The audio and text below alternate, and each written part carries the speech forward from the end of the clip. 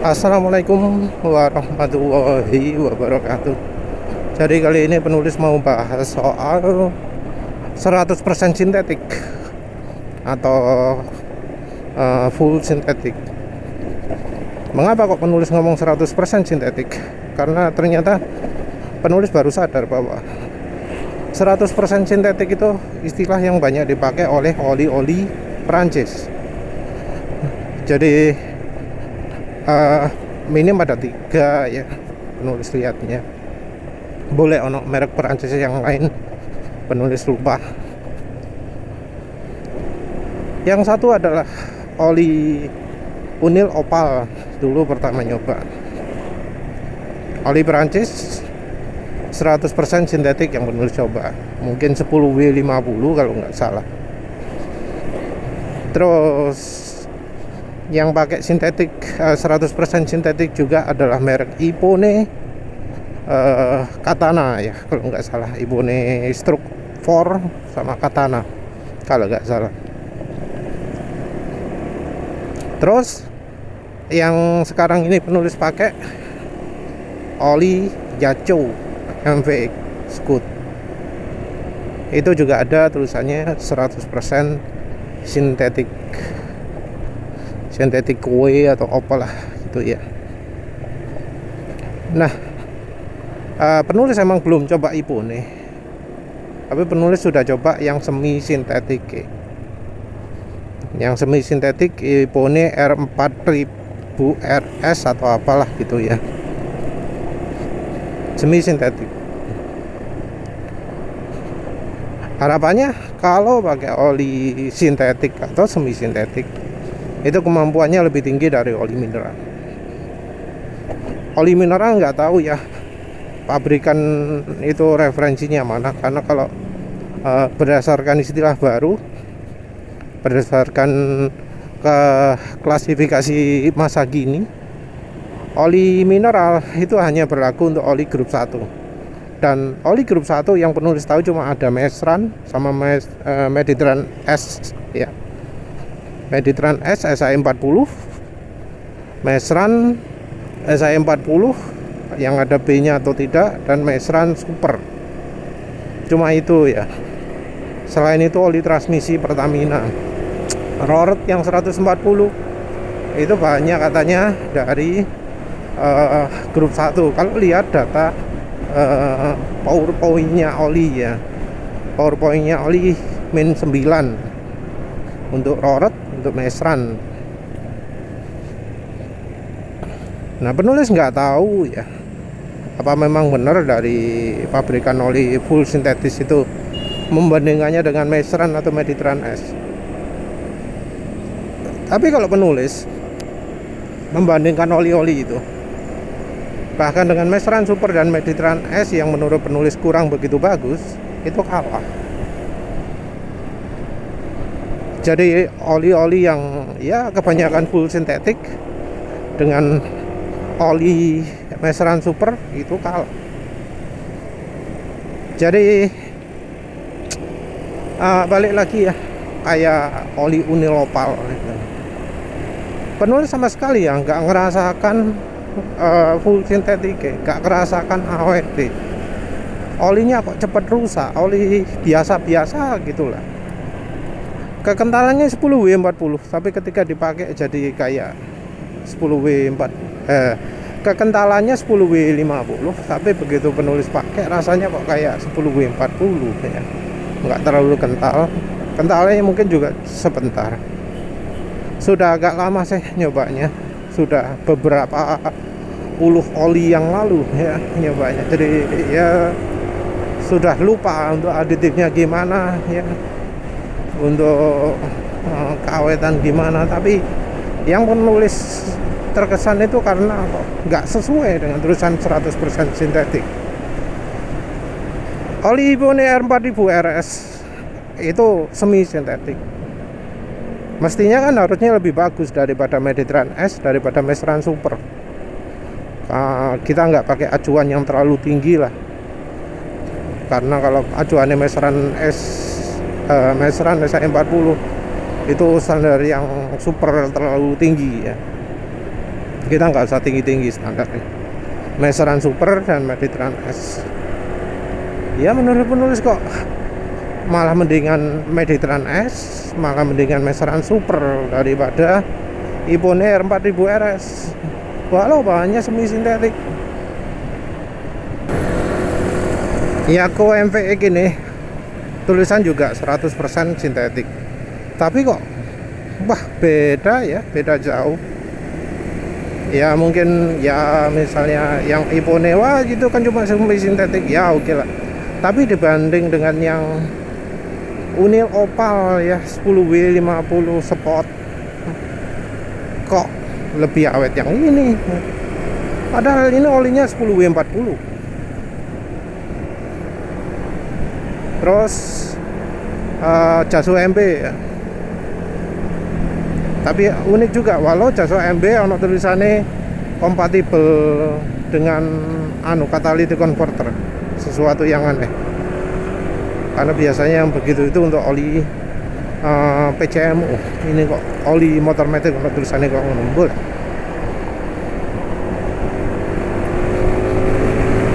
Tapi ya olinya jelas daya tahannya bagus. Sekarang sudah 263 km. Mbah kayak apa enggak, tapi itu 263 km. Jadi ini sampai sekarang penulis itu masih pede gaspol.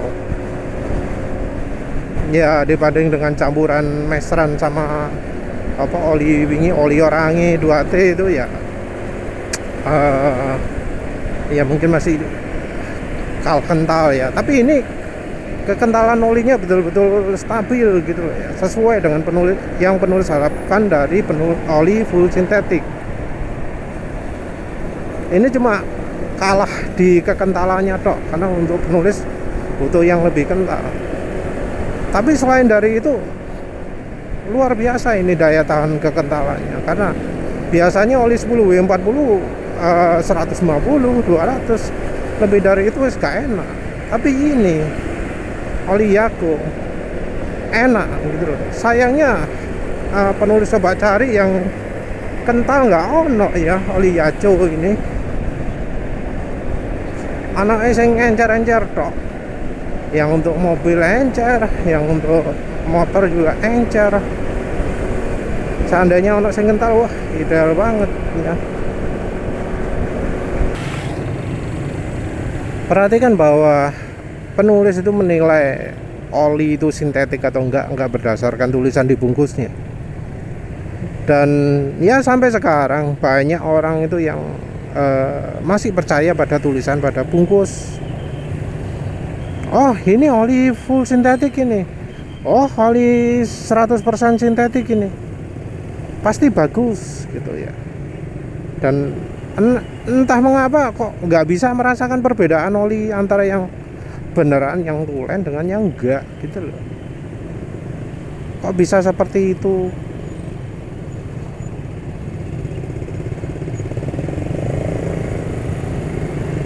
Ya biasanya sih orang-orang yang seperti itu orang-orang yang nggak pernah coba oli ya, nggak pernah ganti-ganti oli, katanya takut ganti oli gitu ya. Rasa ketakutan itu sepertinya sesuatu yang sengaja diciptakan oleh sales oli yang ngomong, wah bahaya ganti-ganti oli, karena ganti-ganti oli akan begini gitu ya. Padahal dari pabrik olinya enggak pernah ya melarang ganti oli. Justru pabrik oli itu ngomong, oh nggak apa-apa ganti-ganti oli. Kenapa? Karena dari pabrikan itu ngomongnya biar orang itu berani mencoba oli mereka. Sementara sales senjatanya lain lagi. Walau merek mereka lain ya, oh nggak apa-apa kalau pakai oli kita, ganti-ganti oli merek lain ya jangan. Tapi kalau pakai merek kita ya itu enggak apa-apa, bagus, sip, top, kayak gitu ya. Karena jadi ada pemasukan saya, gitu kan. Sayangnya juga di baik klub otomotif ataupun di grup pelumas oli, di Bekakas, di Motuba gitu ya, pendidikan soal oli itu anu ya, salah arah ya. Jadi katanya oh kalau uji oli, uji partikel ini loh, dikirim uji partikel kita bisa lihat angkanya segini, padahal enggak. Dan untuk bahan oli ini paling gak cocok dengan uji seperti itu, karena yang dibutuhkan ya ada uji pemanasan, uji anti buih, uji shear stability, uji oksidasi, uji penguapan. Harusnya yang diuji itu, tapi kan yang digembar-gemborkan di grup oli, di grup otomotif bukan itu. Yang digembor-gemborkan kan, wah uji partikel murah 100 ribuan cukup gitu kan. Padahal ya biayanya minim 1 juta lah kalau memang niat benar menguji kemampuan olinya. Dan itu pun kalau untuk bahan oli kita nggak bisa tahu dari bungkusnya, dari produk datasi pun nggak bisa, apalagi produknya produk lokal. Wes gak ono datane blas. Material safety data sheet aja nggak ada. Uji yang benar-benar diperlukan itu adalah uji FTIR ya, seperti yang kalau contohnya kita lihatnya bisanya di postingannya channel Torcon 1000 ya. Jadi Torcon 1000 itu sering posting YouTube dan di setiap oli yang ia review dia sertakan link di forum tempat dia posting uji oli tersebut, oilclub.ru. Nah, di forum tersebut biasanya kadang disertakan analisa FTIR. Dari FTIR itu ada grafik bentuk grafik kayak audio gitu ya, yang menunjukkan indikasi molekulnya ini, molekul. Ingat bahwa yang diuji partikel itu adalah atom dan molekul. Atom itu kalau bergabung bisa jadi molekul. Molekul itu bisa terdiri dari beberapa jenis atom ya. Jadi ada 2 molekul dipecah jadi atom, ada yang komponennya sama. Nah, kalau komponennya sama gitu sulit untuk membedakan. Nah, membedakannya dengan uji FTIR. Nah, dari uji FTIR itu jadi kelihatan. Oh, ini bahannya daur ulang. Oh, ini bahannya PHPI. Oh, ini bahannya PAO.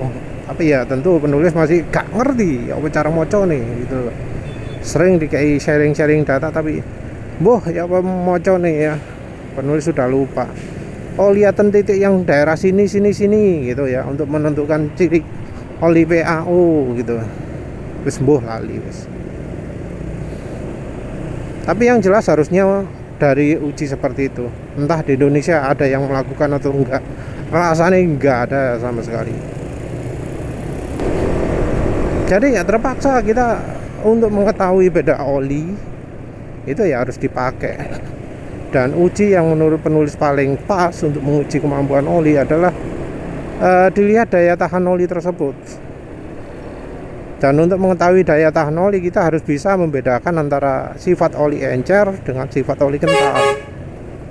Yang jadi bikin rumit adalah karena oli itu juga ada aditifnya, aditif anti aus, aditif extreme pressure yang gunanya untuk mengurangi aus.